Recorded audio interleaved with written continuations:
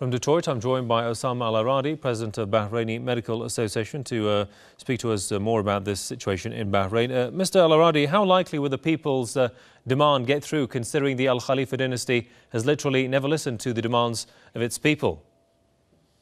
How likely it will get through? I think the insistence of the Bahraini people with their demands, which is actually today thousands of people protesting against the regime. I think their insistence and their persistence or their demands would make its way. I know there's a lot of resistance by the government, but the government itself cannot actually survive this going on forever. And I think the recent European Parliament statement, which was issued last Thursday only, like a couple of days ago, tells the government of Bahrain exactly that. You know, they tell them that a continued oppression of the people of Bahrain is not a solution, definitely. And the reforms that the Bahraini government tried to make in the past 1 year, which I would call, this is not from the European Parliament word, but I would say that this is a fake reform.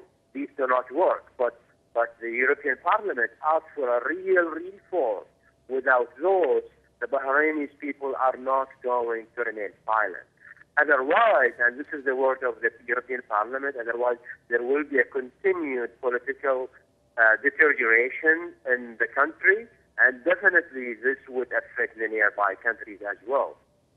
So continued oppression, I think the Bahrain government has learned by now that it's not working. I mean, just look at those numbers of how many people are protesting in the streets. This happened after 1.5, more than close to 2 years actually, of killing, of torturing, of jailing, of humiliation, of sacking, of everything. And look at those people; they are not remaining silent, and they will not remain silent until real democracy takes place in Bahrain.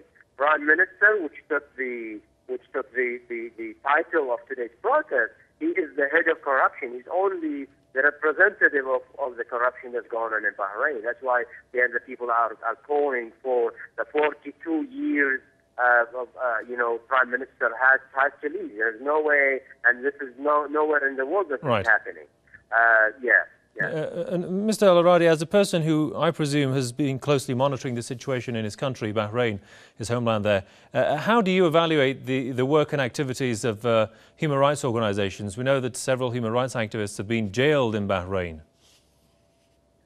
Yeah, I mean, luckily the people of Bahrain are aware, and actually they document. There are people, there are representatives. I know Nabil Rajab, who is the head of Bahrain Center for Human Rights. He's in jail, but he does have representatives in Bahrain and outside Bahrain, and they're keeping track of all continued torturing and arrest of children. This is all documented and present and available in numbers for whoever wants. So there is international human rights, including Amnesty International, all issued statements, and these statements are continued and actually delineate what the Bahraini government is doing. So this is available, and everyone can look at those reports.